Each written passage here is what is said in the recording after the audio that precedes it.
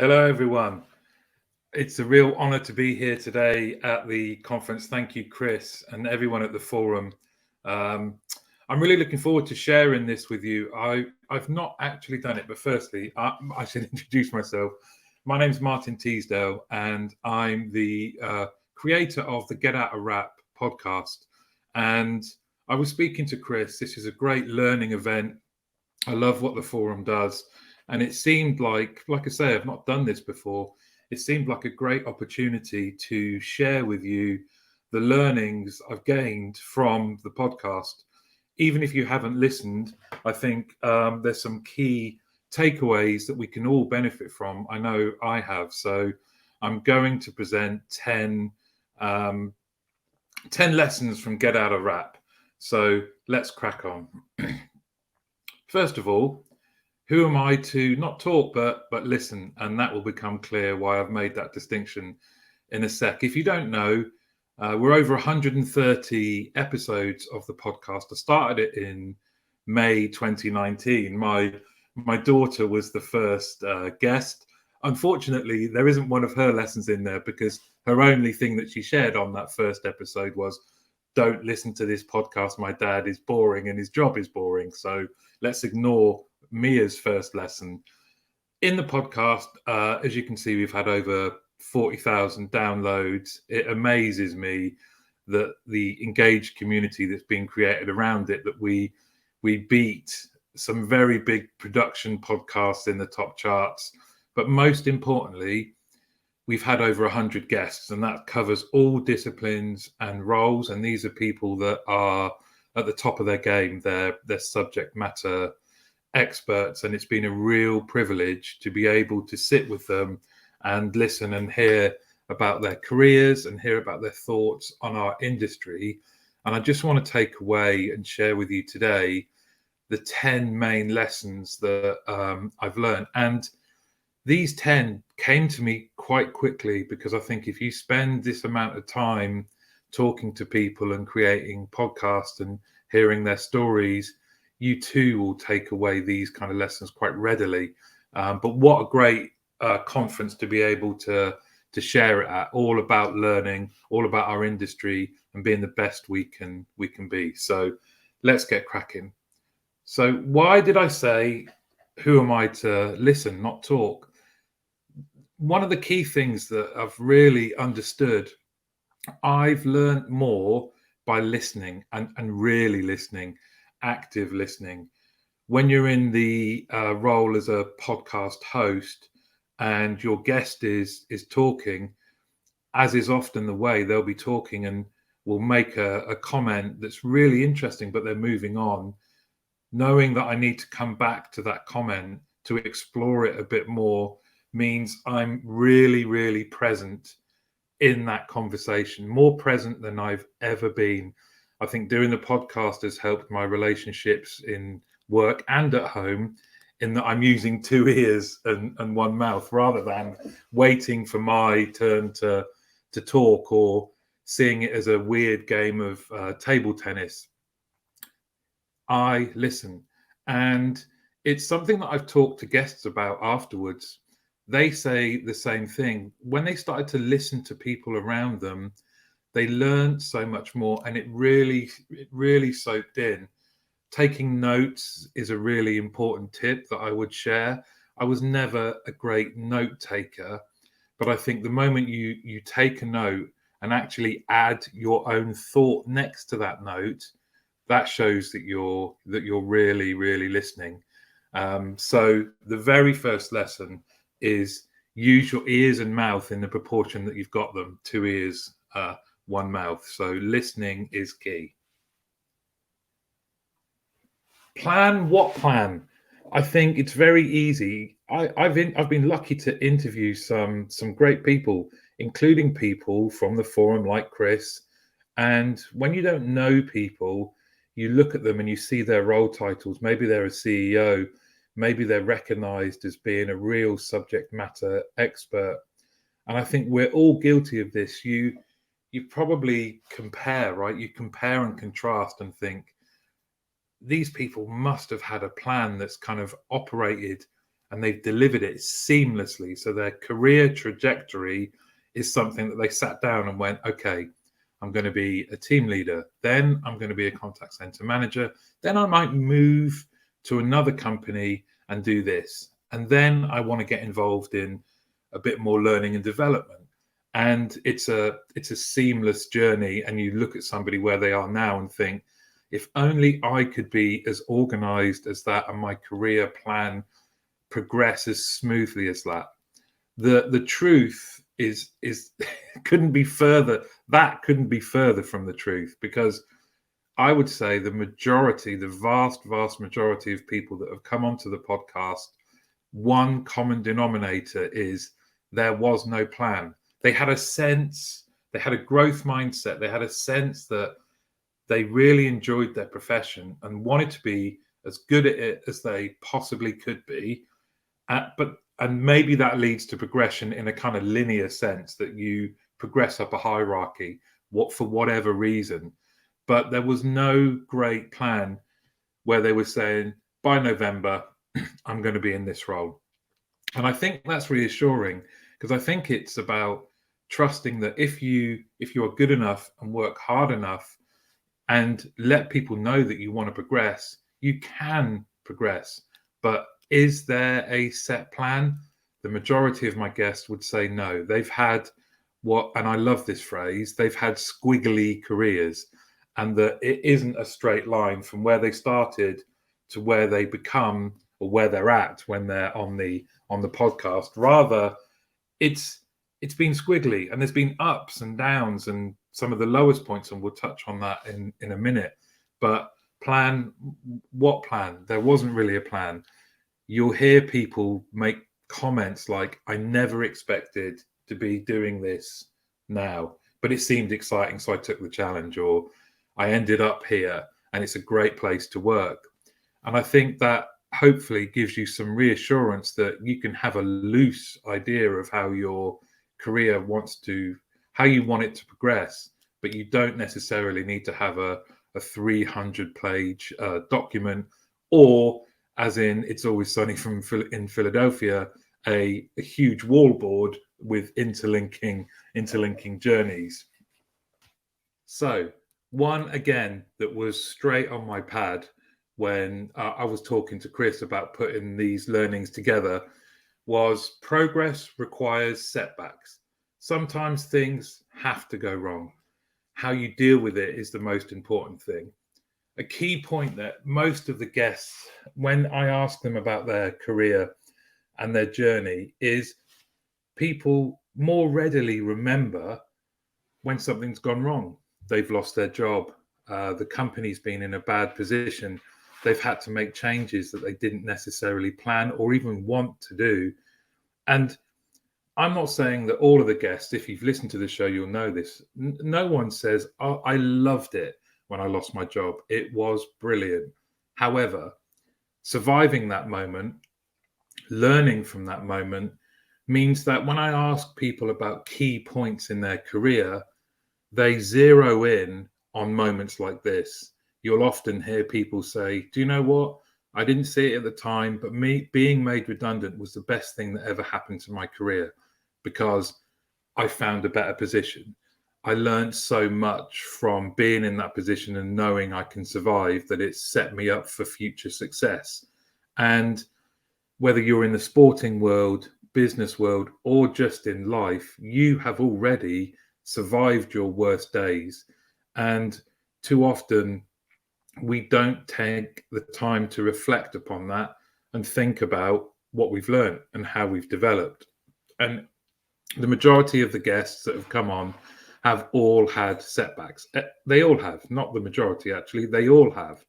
The key and the critical thing, again, linked to this kind of growth mindset, is that people will say, I was in this position.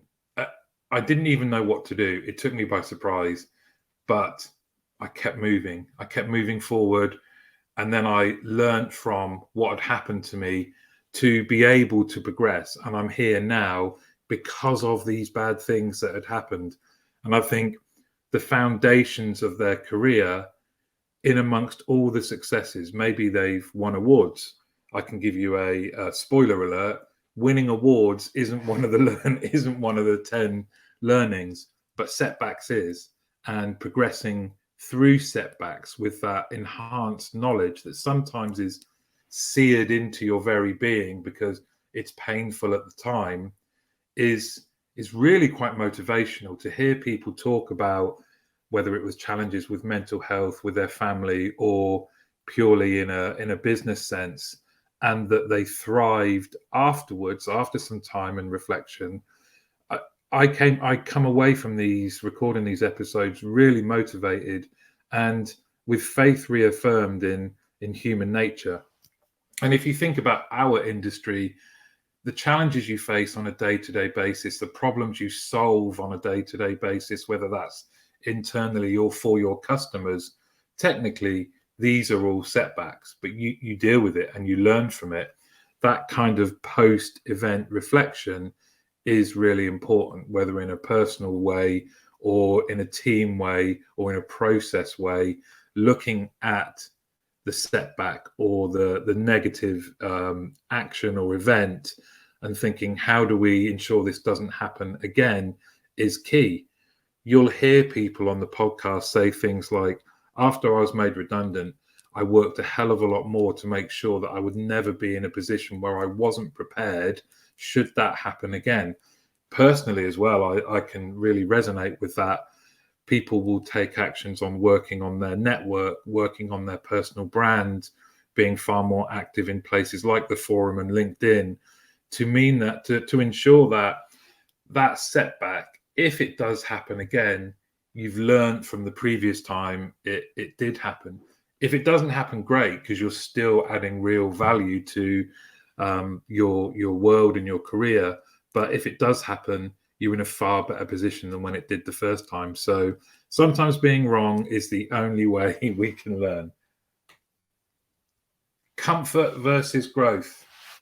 Everything happens in terms of progression. So all of the guests will tell you about a period in their career where they took on a role or they took on a project or they were given some responsibility that sat massively outside of their comfort zone. So far, for some people, they couldn't even see their comfort zone.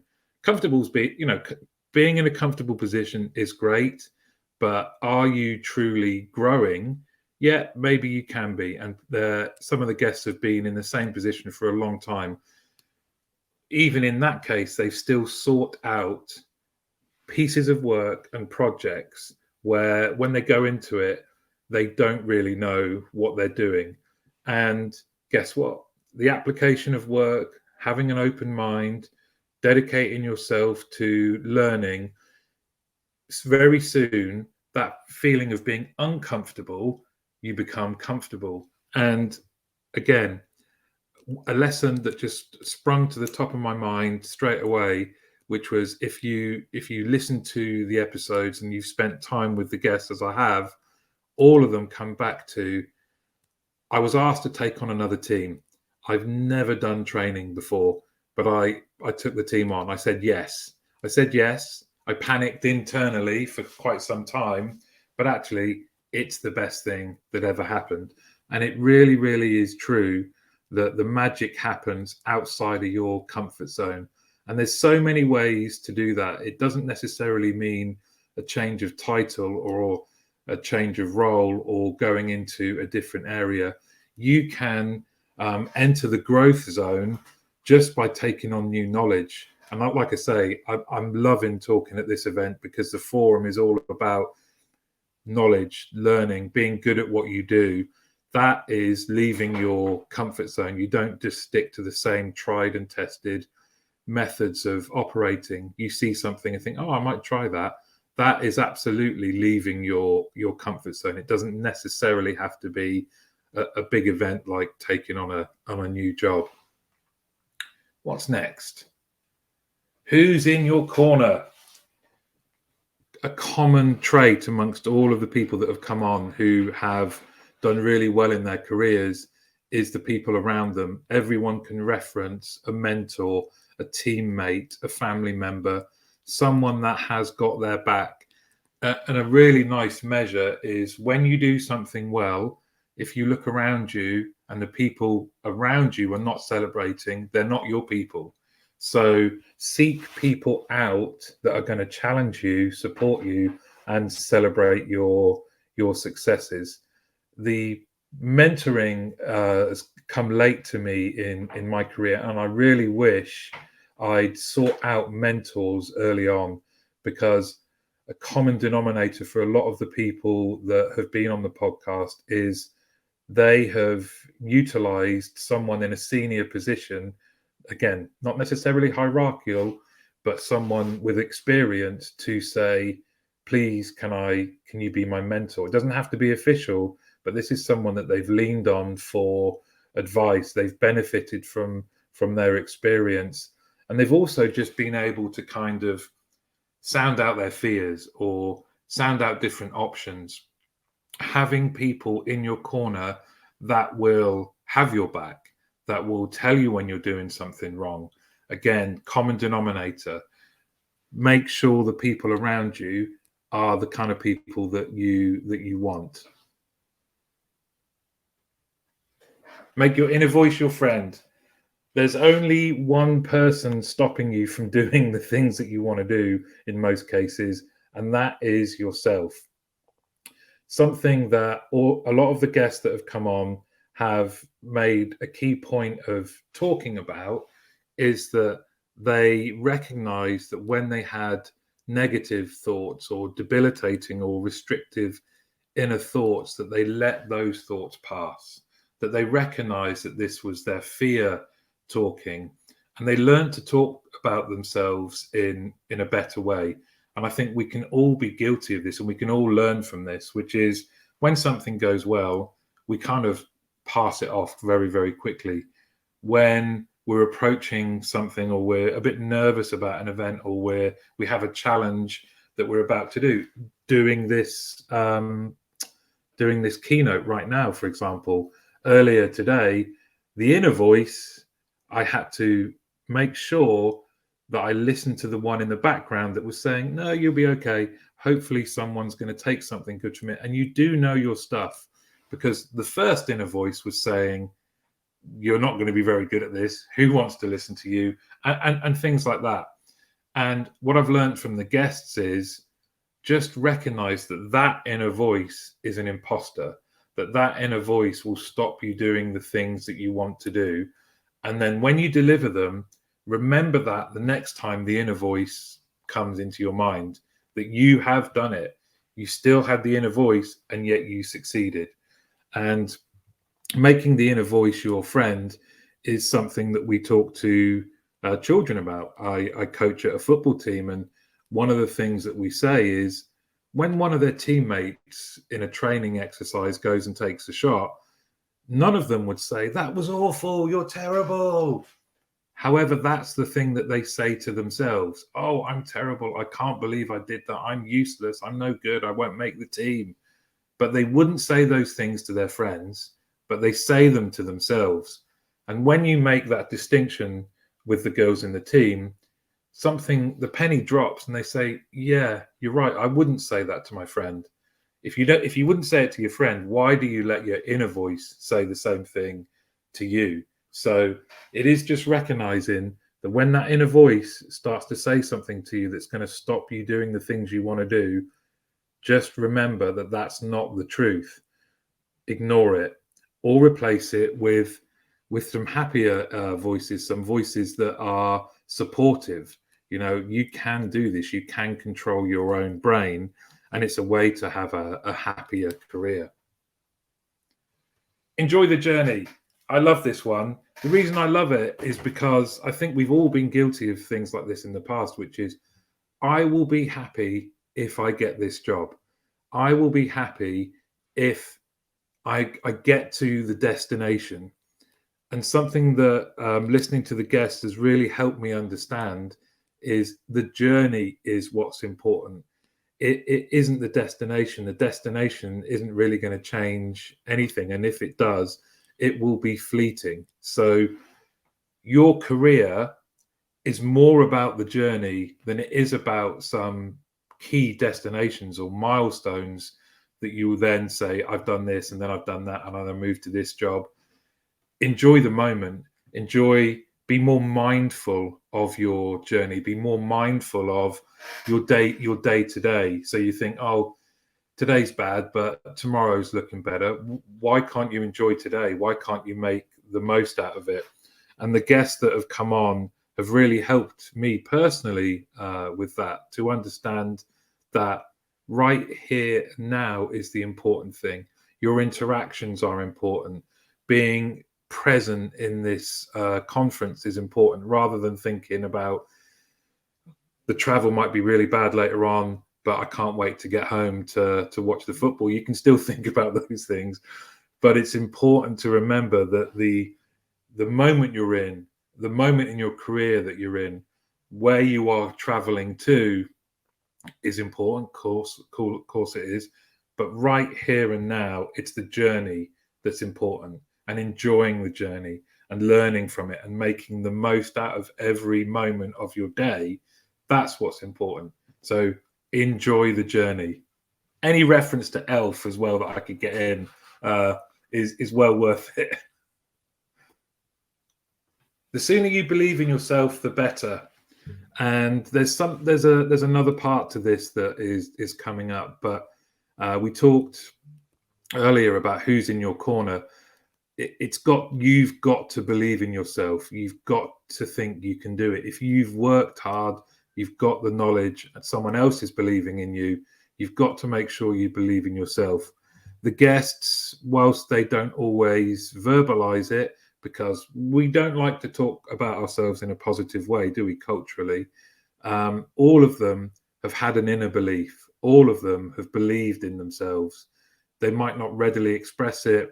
It might not be 100% present, but there is a steely inner belief that they too warrant progression in their career. And like I said earlier, that progression doesn't necessarily mean to a position, but it could mean being considered an expert. Whatever it is that's motivating you to progress, the key first starting point is believing in yourself. You have got this. You really, really do. Every day in our industry, people do amazing things.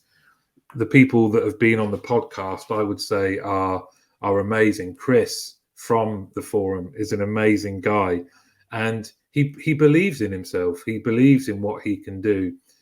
There's also an interesting distinction that people make, and I think we're always taught, aren't we, especially when we're in a position where we're having one-to-ones and people talk about maximizing your strengths and overcoming your weaknesses. I think we all tend to focus on weaknesses and say, oh, how can I be better at this? An interesting takeaway from the podcast is a lot of the guests have not overcome weaknesses, but just mitigated them, been aware of them, and focused on their strengths and said, you know what? I might not be good at numbers, but I'm a great people person, and I believe that I can still progress with that set up, and I will just get help from someone for the numbers. So this kind of recognizing your strengths and using that to say, you know what? I am good at my job. I am good at my job. And how often do you tell yourself that genuinely? Do you tell yourself that every day? Because if you don't, you should.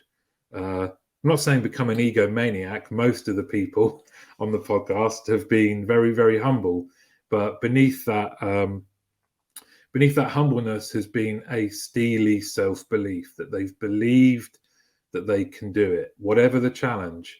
And some of that is linked to the setbacks, but you have to believe in yourself.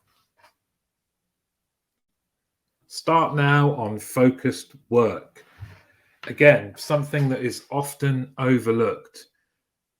Most of the guests have worked really hard.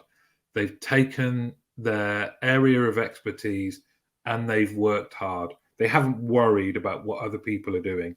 They haven't worried that someone else started years ago. Start today.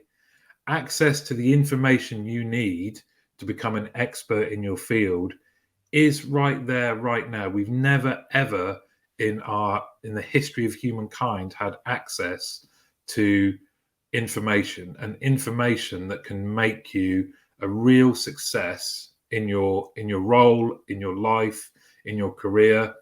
Start now. Start now. Everyone that's been a guest has had a key moment where they've just had an epiphany and gone, I need to get working. I need to get working, because you can have self-belief, you can have all the other things that I've mentioned. If it's not backed up with substance, it's very hard to carry it off. To gain that substance, to gain those skills, to gain the knowledge and the expertise you need to thrive, starts with hard work. And once that becomes a habit, once you develop that kind of work ethic and growth mindset, then it becomes easier. But the majority of the people that have been on the podcast that are considered successful and are successful have a great work ethic and work hard. I'm not meaning here in a kind of Victorian-esque sense that you work yourself for 18 hours non-stop of the day and go to bed exhausted. It's about focused work. It's about working smart. But it is about finding the required information, skills, courses, learning that will enable you to be better at your job. Don't worry about what other people are doing, but you start right now. Start working hard in your area and you will be a success. It's not rocket science, but again, it's something that comes across very, very clearly from the guests that have been on the podcast. It all happens in the relationship. We are in an industry that is all about people. And I think the majority of people that have come on, when you ask them why have you stayed in contact centers, it's because of people. Interestingly as well, a lot of their success is determined by the strength of their relationships. Now, you don't need to be an extrovert and gregarious and high-fiving everyone that comes into the room.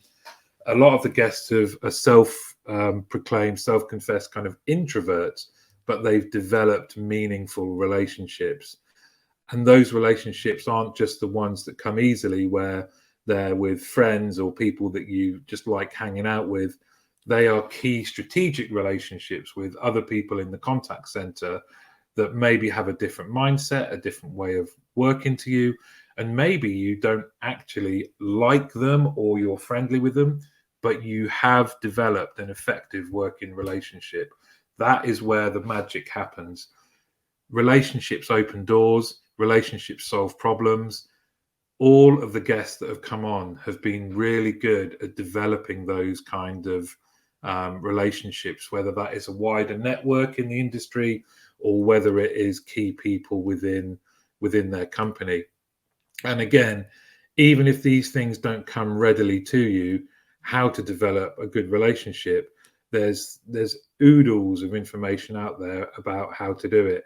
Invariably, it just starts with going to see someone and saying, I would like to develop a good relationship. I think it's important that we work well together, and taking it from there. But the guests have all expressed how important relationships are to them. Self-awareness is a superpower. When I came to put this together, I say put this together, it didn't take me long, did it? It's just one sentence. I was toying with talking about a magic place between imposter syndrome and the Dunning-Kruger effect. So imposter syndrome is thinking that you're never good enough, that somehow someone's going to find you out and say, hold on a minute, how come you're in this position? You don't know anything. And then Dunning-Kruger, of course, is just overconfidence without being backed up by substance. I think somewhere in the middle, there's a real nice sweet spot. But very simply put, self-awareness is a superpower. And the guests that have come on are very self-aware. They're aware of their strengths. They're aware of their weaknesses, and they're aware of who they are and how they operate.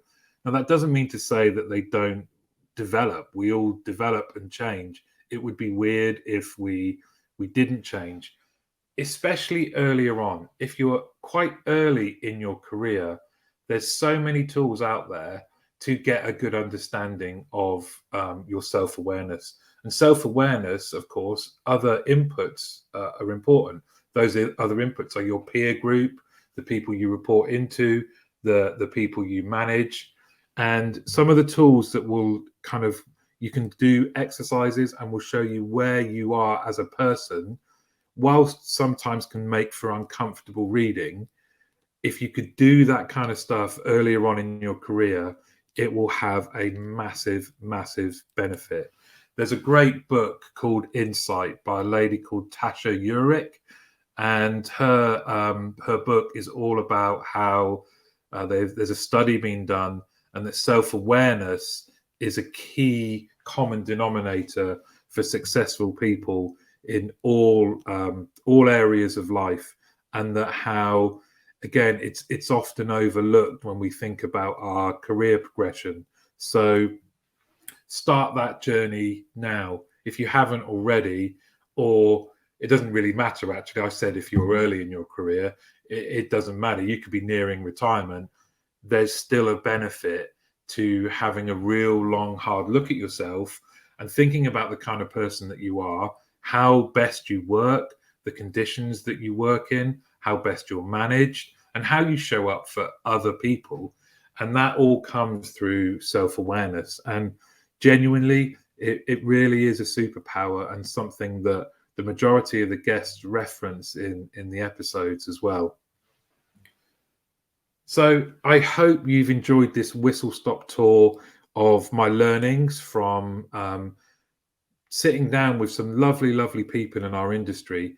And the final thing I want to say is this conference is a great place to be, but you've got this. You have got this. Our industry is because of people like you, and please don't let limiting self-belief stop you just being as happy as you possibly can in our industry. So thank you very much.